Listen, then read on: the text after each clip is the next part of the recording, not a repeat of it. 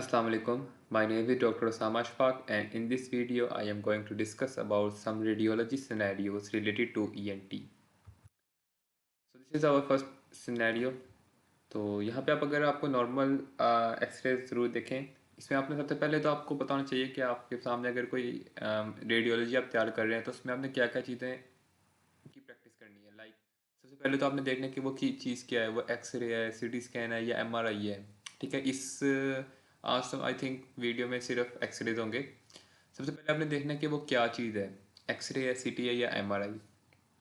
Secondly आपने देखना है कि वो एरिया कौन सा है। लाइक इसमें आपको नेक, मेनली नेक नज़र आ रही है। ठीक है, तो वो हम कहते हैं सॉफ्ट टिश्यू नेक, या हम कहते हैं हेड एंड नेक, या हम कहते हैं एक्सरे चेस्ट। ठीक है, ईएनटी में ऑलमोस्ट यही है। ठीक है, फिर उसका व्यू भी इम्पोर्टेंट है कि वो लेटरल व्यू है, एंट्रोपोस्टीरियर व्यू है या पोस्टर एंटीरियर व्यू है। लाइक साइनसिस में बड़ा इंपॉर्टेंट वाटर्स व्यू होता है। ठीक है, तो this is an x-ray of soft tissue neck lateral view. अब इसमें आपकी और लास्ट चीज़ क्या पूछी जाती है कि आपकी फाइंडिंग क्या है। अब इसमें आपकी फाइंडिंग क्या होगी, आपकी फाइंडिंग है लाइक ये देखें, आप एक बल्ज नज़र आ रहा है आपको behind the airway. So this is the case of retropharyngeal abscess. अब रेट्रोफेरेंजियल एब्सेस में एक्यूट है या क्रोनिक है। ठीक है, एक तो देखिए स्ट्रेटनिंग ऑफ स्पाइन हो जाती है रेट्रोफेरेंजियल एब्सेस में, और एक स्वेलिंग नज़र आती है हमें बिहाइंड द थ्रोट। ठीक है, बिहाइंड द एयरवे। तो यहाँ पे आप देखें कि एक तो स्ट्रेटनिंग ऑफ स्पाइन है। अब इस स्पाइन को अगर आप फोकस करें तो इसकी इरोजन हुई है। सो इन जब ट्यूबरकुलोसिस होता है ना, जब क्रॉनिक स्टेजेस ऑफ ट्यूबरकुलोसिस होता है और जब वो ब्लड में फैल जाता है, तो वो क्या करवाता है कि वो वर्टिब्रा पे अटैक करता है और उनको मतलब कह लें कि उनकी इरोजन करता है। ठीक है, ऑस्टियोमाइलाइटिस ऑफ द वर्टिब्री हो जाती है या उनकी इरोजन होती है। ठीक है, इसे कहते हैं post disease caused by tuberculosis, जिसकी वजह से क्या होता है क्रोनिक रेट्रोफेरेंजियल एब्सेस। ठीक है, so this is the case of chronic retropharyngeal abscess और ट्यूबरकुलोसिस रेट्रोफेरेंजियल एब्सेस। इसकी ट्रीटमेंट क्या होती है, इसमें हमने एंटी ट्यूबरकुलर थेरेपी देनी होती है पेशेंट को, लेकिन अगर ज़्यादा ज़रूरत हो तो इंसिजन और ड्रेनेज ऑफ एब्सेस भी किया जा सकता है। ठीक है, तो उसको anti tubercular therapy with incision and drainage, ठीक है, ऑफ एब्सेस। तो यहाँ पे आप मेन चीज़ क्या है, आपने इस पे फोकस करना है, इस इरोजन पे। जैसे सेकंड सिनेरियो, यहाँ पे आप देख सकते हैं कि क्लियरली अप्रिशिएट कर सकते हैं कि there is a some foreign body in the throat. अब सबसे पहले क्या चीज़ है मैंने आपको बताई कि this is an x-ray soft tissue neck lateral view. ठीक है, अब यहाँ पे आपको क्या मिल रहा है कि फाइंडिंग क्या है, some foreign body in the throat. अब आपको डिफ्रेंशिएट करना है कि वो फॉरेन बॉडी जो है वो एयरवे में है या वो फूड पैसेज वे में है। तो वो आप डिफ्रेंशिएट कैसे करेंगे, लाइक दिस फॉरेन बॉडी। अब आपको ये देखें, पहली तो बात है कि आपको ये एयर कॉलम नज़र आ रहा है। ठीक है, ये ब्लैक जो शेडो है ये एयर कॉलम का है, आपको नज़र आ रहा है। सेकेंडली अगर तो ये एयरवे में होती तो ये इसने वोकल कॉर्ड के ऊपर होना था या कैरिना के लेवल पे होना था। ठीक है, तो वोकल कॉर्ड किस लेवल पे होते हैं, इस लेवल पे होते हैं, तो वो इसको इस लेवल पे होना चाहिए था। ठीक है, और या उसको नीचे at the end of trachea, जहाँ पे ट्रेकिया डिवाइड होता है ब्रोंकाई में, वहाँ पे होना चाहिए था, या इन द ब्रोंकस हो सकता था। और अगर ये फूड पैसेज वे में है तो आपको पता है कि इस लेवल पे, ठीक है, इस लेवल पे क्या होता है, मतलब फेरिंग्स जो है वो कंटिन्यू विद द इसोफेगस। ठीक है, और यहाँ पे क्या होता है अपर एसोफेजियल स्फिंक्टर, या जो बनता है किसे क्रिकोफ्रेंजियस मसल से। ठीक है, तो अगर तो कोई भी फॉरेन बॉडी, मोस्टली जो फॉरेन बॉडीज है ना जो फूड पैसेज वे में जा, मतलब फूड पैसेज वे में most common site of foreign body lodgement वो क्या है, अपर एसोफेजियल स्फिंक्टर। ठीक है, तो वो यहाँ पे आपको अप्रिशिएट कर सकेंगे आप यहाँ पे, क्योंकि यहाँ पे क्या होगा अपर एसोफेजियल स्फिंक्टर, और यहाँ पे वो आपको फॉरेन बॉडी मिल सकती है। अगर तो कोई फॉरेन बॉडी इस पॉइंट को क्रॉस कर जाती है, क्योंकि फॉरेन बॉडी जो है ना upper oesophageal sphincter, it is the narrowest part और नैरोवेस्ट कह लें region in the GIT. So if any body, any foreign body have pass this narrowest region, it can go through out the GIT. ठीक है, and even it appears in the faeces. तो इसमें क्या है foreign body है जिसको हम remove करते हैं विद द हेल्प ऑफ एसोफेगोस्कोप, इसको रिमूव कर सकते हैं, इवन इसको ब्रोंकोस्कोप या डायरेक्ट रिंगोस्कोप के थ्रू भी इसको रिमूव कर सकते हैं। ठीक है, तो इसको मैनेजमेंट सिंपल यही है कि इसको हमने रिमूव करना है, फॉरेन बॉडी रिमूवल करना है। या अगर तो ये आगे चली गई है, मतलब इसने एसोफेजियल स्फिंक्टर को क्रॉस कर लिया, तो उसके बाद इसका कंजर्वेटिव ट्रीटमेंट होता है। Now this is the third scenario. यहाँ पे भी आप क्लियरली अप्रिशिएट कर सकते हैं there is some foreign body. अब वही बात यहाँ पे भी आ जाती है कि ये फॉरेन बॉडी जो है ये एयरवे में है या फूड पैसेज वे में है, ठीक है। तो अब यहाँ पे अगर आप ध्यान से देखें, मतलब इसको हम कह सकते हैं कि एक्सरे नेक एंड चेस्ट, ठीक है, इसको एक्सरे नेक एंड चेस्ट कह सकते हैं। तो इसमें क्या है, फॉरेन बॉडी आपको किस लेवल पे नज़र आ रही है। अब आप खुद देखें कि इस लेवल पे अगर वोकल कॉर्ड होते तो वो इस लेवल पे होने थे, और अगर ये ट्रेकिया में एंटर हो गई थी तो उसको इस लेवल तक फॉल कर जाना चाहिए था। तो most probably this foreign body is present in the this foreign body is present in the food passageway. वही लेवल होगा इसका क्रिकोफरेंजियस मसल या upper oesophageal sphincter. Same thing, this is also the X ray X ray neck and chest, ठीक है। और इसमें आपको क्या मिल रहा है, forward body in the throat. और इसमें भी वही मतलब हम यूज़ कर सकते हैं कि वोकल कॉर्ड इस लेवल पे होंगे, ठीक है। और अगर और इस लेवल पे क्या होता है क्रिकोफ्रेंजियस मसल, तो most probably this forward body is present in the upper end of oesophagus, ठीक है। दिस इज़ द अच्छा, यहाँ पे ना आपने जब भी मोस्टली जो है एसोफेगस को देखने के लिए कि एसोफेगस में कोई ऑब्स्ट्रक्शन तो नहीं है, एसोफेगस का साइज़ क्या है, वो डायलेटेड तो नहीं है, तो उसके लिए क्या करते हैं, एक्सरे करवाते हैं आफ्टर स्वेलोइंग बेरियम, ठीक है, बेरियम सल्फेट आई थिंक। तो उसे हम कहते हैं एक्सरे, एक्सरे बेरियम स्वेलो, ठीक है। तो अब ये क्या है, X ray neck and chest lateral view barium swallow, इसका पूरा नाम ऐसे आप कहेंगे, X ray neck and chest lateral view barium swallow, या X ray barium swallow region neck and chest lateral view.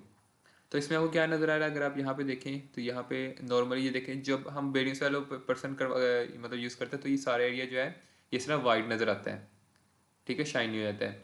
लेकिन जहाँ जहाँ पे बेरियम स्वेलो नहीं पहुँचा वो एरिया ब्लैक रहता है, ठीक है। ये देखिए आप, लाइक ये मिल रहा है, ये मिल रहा है, ठीक है। तो यहाँ पे आप डायग्नोस हमें क्या फाइंडिंग मिल रही है कि there is some area of non filling, ठीक है, क्योंकि यहाँ पे देखें ना, यहाँ पे फिलिंग नहीं हो रही है डायरेक्ट। एक नॉर्मली तो अगर एसोफेगस में नॉर्मली नॉर्मल फिलिंग होती तो ये स्ट्रेट फिलिंग होनी थी और ये सारा जो था ये वाइट हो जाना था। लेकिन यहाँ पे अगर आप देखें तो ये आपको एक जगह नजर आई जहाँ पे फिल नहीं हुआ। तो मोस्ट मतलब इसका डायग्नोस क्या बन रहा है, एसोफेजियल वेब, ठीक है, एसोफेजियल वेब, जिसको मतलब मोस्ट उसकी एसोसिएशन है with the Plummer Vinson syndrome, जिसकी पैथोजेनेसिस क्या होती है जो आप सब पढ़ चुके हैं, लाइक आयरन डेफिशिएंसी एनीमिया होता है, जिसकी वजह से क्लासिकल ट्रायड बनता है iron deficiency anaemia, atrophic glossitis and oesophageal web. इसका ट्रीटमेंट यही होता है कि या तो इनको सर्जिकल एक्सरसाइज कर दिया जाता है या इनको डायलेट किया जाता है with the help of oesophagoscope, या डायलेट किया जाता है इनको with the help of elastic bougies. This is the same thing, X ray neck and chest, ठीक है। जिसमें भी आई एम पी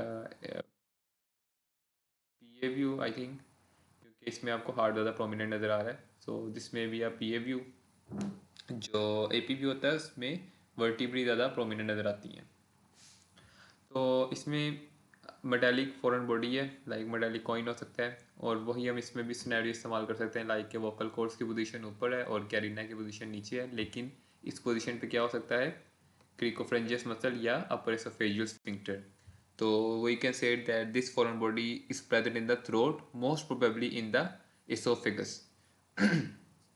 इसकी मैनेजमेंट फिर वही है कि इसको रिमूव किया जाएगा with the help of oesophagoscopy की जाएगी and with the help of foreign body, foreign body force इसको रिमूव कर दिया जाता है।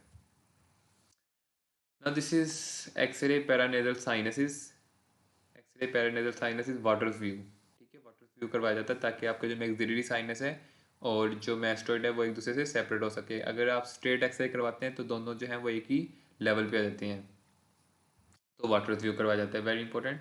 यहाँ पे आपको ये फ्रंटल साइनस नज़र आ रहा है, ये आपको ऑर्बिट नज़र आ रहा है, ये आपका एथमोइडल एयर सेल्स नज़र आ रहे हैं, ये आपको मैक्सिलरी साइनस नज़र आ रहा है दोनों तरफ, ये अपर एल्वियुलर प्रोसेस मतलब मैक्सिला, और ये मैंडिबल। ठीक है, तो यहाँ पे आप देखें नॉर्मली आपको सारा जो है ये ब्लैक नज़र आ रहा है, रेडियो ल्यूसेंट, लेकिन यहाँ पे आपको रेडियो ओपेक कोई मैस नज़र आ रहा है। ठीक है, तो आप अपनी फाइंडिंग क्या देंगे, आप बताएंगे x this is an x-ray paranasal sinuses water view, what is your finding, this there is some radio opaque shadow in the right nasal cavity. अब आपने ये नहीं बताना कि ये क्या है, मतलब आप डिफरेंशियल आपसे पूछ सकते हैं कि क्या हो सकता है, लाइक नेजोफेरिंजियल कार्सिनोमा हो सकता है, पॉलिप हो सकता है, हाइपरट्रॉफी टर्बिनेट्स हो सकती हैं, इसके अलावा बहुत से डिडीज आ जाते हैं इसमें। ठीक है, कोई भी मैस हो सकता है, यहाँ पे जुवेनाइल एंजियोफाइब्रोमा हो सकता है जब वो आगे ग्रो कर चुका है इन द नेजल कैविटी। तो डीडीज तो इसमें बहुत ज़्यादा हो जाते हैं, तो आपसे डीडीज पूछ सकते हैं, आपसे एग्जैक्ट डायग्नोस में पूछेंगे, फाइंडिंग पूछेंगे, फाइंडिंग क्या है, there is R radio opaque shadow या radio opaque mass in the right nasal cavity. Now this is a very important scenario, इसमें आपको क्या फाइंडिंग है, this is X ray barium swallow chest. ठीक है, इसमें फाइंडिंग क्या है, इसमें आपने देखना है कि देखें पूरा जो एसोफेगस है ना अपर पार्ट वो सारा डायलेटेड होता है, with the area of lower oesophageal sphincter is constricted. वो क्यों होता है, ये किस डिजीज में होता है, कार्डिया एक्लेजिया। ठीक है, एक्लेजिया कार्डिया या कार्डियक एक्लेजिया। अब कार्डियक एक्लेजिया में क्या होता है कि जो लोअर एसोफेजियल स्फिंक्टर है ना इसकी टोन इंक्रीज हो जाती है, जिसकी वजह से जब फूड यहाँ आता है तो ये खुल नहीं पाता, और जब ये खुल नहीं पाता तो फूड जो है वो एसोफेगस में एक्यूमुलेट होता रहता है और वो एसोफेगस डायलेट हो जाती है। अब यहाँ पे एक मोस्ट इम्पोर्टेंट पॉइंट क्या है कि ना, जब आपको सिनेरियो आता है ना कि पर्सन को डिस्फेजिया है विद लिक्विड्स मेनली, जब उसको डिस्फेजिया होगा ना लिक्विड से, तो आपने उसका आंसर क्या करना है, कार्डियक एक्लेजिया। क्योंकि ना असल में आप देखो, अगर यहाँ पे फूड एक्यूमुलेट हो ही जाता है ना, जब जब फूड एक्यूमुलेट होता रहता है तो उसका एक वेट होता है। ठीक है, वो वेट जब ज़्यादा होता रहता है और ड्यू टू ग्रेविटी उसका वेट जो बन रहा है ज़्यादा हो ही जा रहा है, वो क्या करेगा कि ना एसोफेजियल स्फिंक्टर पे प्रेशर डालेगा और उसे खोल देगा, जिसकी वजह से वहाँ से फिर फूड पास कर जाएगा। ठीक है, ऑन द अदर हैंड कि अगर यहाँ पे वाटर होता उसका प्रेशर ही नहीं क्रिएट होना था इतना ज़्यादा, तो वो खोल ही नहीं पाता, इसलिए डिस्पेजिया होता है कि पर्सन पानी पीता रहता है, पानी आगे जाता ही नहीं है। ऑन द अदर हैंड जब मलिग्नेंसी होती है, मलिग्नेंसी में क्या होता है कि आप और वो तो ऑब्वियस सी बात है, आप देखें खुद, यहाँ पे कोई मैस हो और वो इस एसोफेगस को कंप्रेस कर दे, एसोफेगस का साइज़ कितना रह गया, इतना, तो यहाँ से पानी तो गुजर जाएगा थोड़े हिस्से में से, लेकिन फूड तो यहाँ पे अट जाएगा। ठीक है, वो तो ऑब्वियस सी बात है, लेकिन एक्लेजिया कार्डिया में डिस्फेजिया ड्यू टू लिक्विड्स क्यों होता है वो जानना इंपॉर्टेंट है। सेकंड इसमें कॉज ये भी आता है कि जितने भी न्यूरोलॉजिकल डिसऑर्डर है ना एसोफेगस में, तो उनमें क्या होगा कि डिस्फेजिया होता है टू द लिक्विड्स, और जितने मैकेनिकल डिसऑर्डर हैं लाइक कोई मैस बन गया, कोई ट्यूमर बन गया है, ठीक है, उसमें क्या होता है dysphagia to the solids.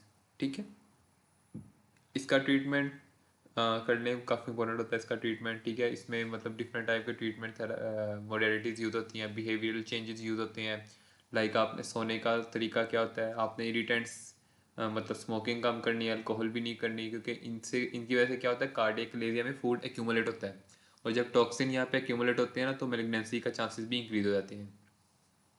Second इसमें डायलेशंस की जाती हैं, न्यूमेटिक डायलेशन की जाती हैं, मैकेनिकल डायलेशन की जाती हैं, और इसके अलावा ना एक थेरापी होती है सबम्यूकोजल मायोटमी, जिसमें जो सबम्यूकस मतलब इंसिजन दे के ना जो यहाँ पे मस्कुलर कोट होता है ना इसका, उसको रिमूव किया जाता है। ठीक है, तो उसमें उसके थ्रू भी इसको हम क्या करते हैं डायलेट कर देते हैं, जिसकी वजह से फूड का पैसेज वे नॉर्मल हो जाता है। This is the same scenario, this is the x-ray neck and chest lateral view and this is the x-ray neck and chest। अब इसमें मतलब एग्जैक्ट समझ नहीं आ रही कि ये ले, I think this is P A view I think. तो P A view A P view की भी आप प्रैक्टिस कर सकते हैं। तो यहाँ पे क्या है, ये एयर पैसेज भी आ रहा है, ठीक है, और ये फॉरेन बॉडी जो थोड़ा नीचे पड़ी है। ठीक है, तो it most probably it is present in the upper end of oesophagus या अपर एसोफेजियल स्फिंक्टर या क्रिकोफ्रेंजियस मसल। अब ये पॉइंट आता है, अब यहाँ पे आप देखें फॉरेन बॉडी जो है वो इस लेवल पे पड़ी है। ठीक है, लाइक आपका यहाँ पे हार्ट भी होता है, ठीक है। तो इस लेवल पे पड़ी है। अब अगर ये फॉरेन बॉडी, मैंने आपको पहले बताया कि अगर ये फॉरेन बॉडी उधर पड़ी है, या तो ये पड़ी होगी वोकल कॉर्ड के ऊपर, या तो ये उसके थोड़ा सा नीचे लेवल पे अगर पड़ी है, तो इसका क्या मतलब होगा कि वो कहाँ है, in the upper oesophageal sphincter. या वो नीचे अगर आ गई है, अगर वो अपर एसोफेजियल स्फिंक्टर को क्रॉस कर गई है, तो मैंने आपको क्या बताया था, वो आगे जाएगी सीधा स्टमक में, ठीक है। अब इस अपर एसोफेजियल स्फिंक्टर इस लेवल पे है और स्टमक इस लेवल पे है, ठीक है। तो यहाँ से एसोफेगस से पास करके उसने जाना स्टमक में ही था, अब दरम्यान में वो नहीं रुक सकती, ठीक है। तो इससे क्या पता चलता है कि अपर ये ना तो उधर है, ना तो इसमें है, इस स्टमक में। तो इसका मतलब कि ये फूड पैसेज वे में नहीं है, तो ये एयर पैसेज वे में होगी। अब एयर पैसेज वे में ये कहाँ है, या तो ये ट्रेकिया में भी हो सकती है, ठीक है, या ये कहाँ पे हो सकती है, राइट मेन ब्रोंकस, ठीक है। तो इसकी फाइंडिंग में यही है कि ना, the foreign body is present in the air passage way, most probably in the right main bronchus, क्योंकि ये जो लेवल है ना, ये कैरिना से लोअर लेवल है, ठीक है। कैरिना का लेवल थोड़ा ऑलमोस्ट इस तरफ होगा, ठीक है, ठीक है। तो इस तरह इधर होगा वो। तो it is most probably in the right main bronchus. लेकिन हम इसको कैसे डायग्नोस करेंगे कि हम इसका PAVU भी करवा लेंगे, ठीक है। तो उससे हमें एग्जैक्ट फाइंडिंग मिल जाएगी, लाइक दिस। इसमें आपने देखें, उसका PAVU भी करवा लिए, जिसकी वजह से आपको पता चल रहा है कि फॉरेन बॉडी जो है वो ट्रेकिया में नहीं बल्कि ब्रोंकस में प्रेजेंट है। और ब्रोंकस किस ब्रोंकाई में ज़्यादा मतलब चांसेस हैं जाने के, राइट मेन ब्रोंकाई, क्योंकि उसका डायमीटर भी ज़्यादा है and it is more in line with the trachea. तो most probably it will go into the from the trachea into the right main bronchus.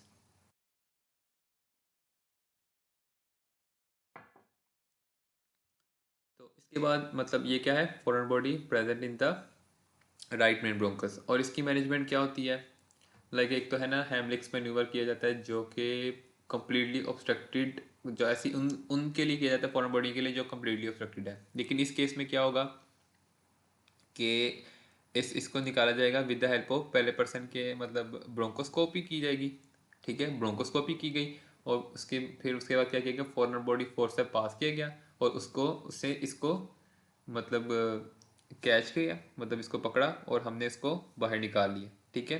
Bronchoscopy followed by passing the foreign body forcep, और फिर इसको उससे पकड़ के बाहर निकाल लेते हैं। ये है नॉर्मल स्ट्रक्चर्स, ठीक है। X ray, head and neck, lateral view, ठीक है। This is the frontal sinus, ठीक है। This is the orbit, this is the nasal bone, ठीक है। This is the maxillary sinus, ठीक है। This is the maxilla with the upper alveolar process, this is the mandible, ठीक है। ये joint है जो टेम्पोरोमैंडिबुलर, TMJ इसे कहते हैं, टेम्पोरोमैंडिबुलर जॉइंट है, ठीक है। और इसके अलावा यहाँ पे क्या, ये सेला टर्शिका है, जिसमें पिट्यूटरी ग्लैंड होता है। ये स्फिनॉइड साइनस है, और maxillary sinus, ethmoidal air cells, ठीक है। तो ये कुछ